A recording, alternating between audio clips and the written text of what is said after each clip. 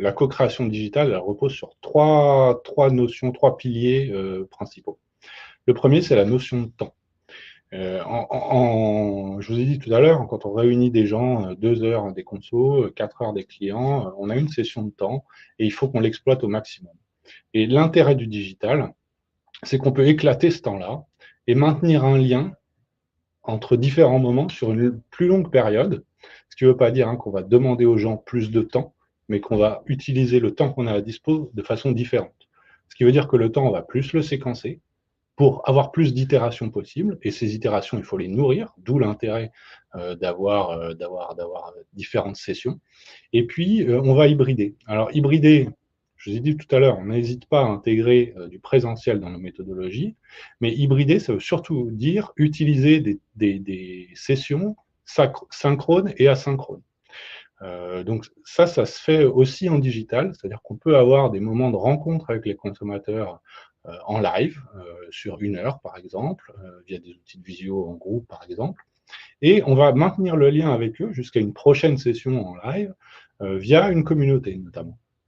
Et donc ce temps-là, on va l'utiliser différemment. On ne va pas leur demander forcément plus, mais on va faire en sorte qu'ils soient engagés, que la problématique reste présente à leur esprit. Et on va utiliser le temps différemment pour que eux, on les amène à créer de la valeur et à créer des choses sensibles, des choses sympathiques, des choses qui expriment bien leur point de vue, leur ressenti. On va utiliser le temps aussi pour dépasser les postures de principe. Je vous raconterai un peu tout ça. Après le digital, vous en avez tous fait l'expérience, il faut que ça fonctionne si on a le bon outil.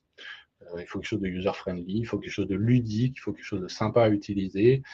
Et plus la plateforme sera sympathique, plus on aura envie de participer.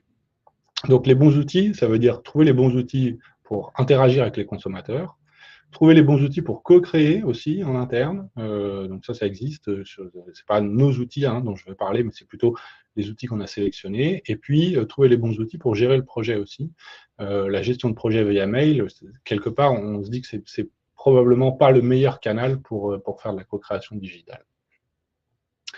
Et le dernier point qui a été très honnêtement pour moi, qui est qualitativiste au départ, formé au quali un peu traditionnel, puriste, on va dire, travailler sur communauté, je me suis vite rendu compte que c'était pas possible d'analyser la masse de verbatim qu'on a sur les communautés, de travailler avec les consommateurs de la même façon que ce qu'on faisait en groupe, en entretien. Typiquement, calquer un exercice projectif, j'en parlais tout à l'heure, sur une plateforme online ou durant un groupe visio, et on se rend compte que ça ne marche pas très bien si on utilise les mêmes ressorts.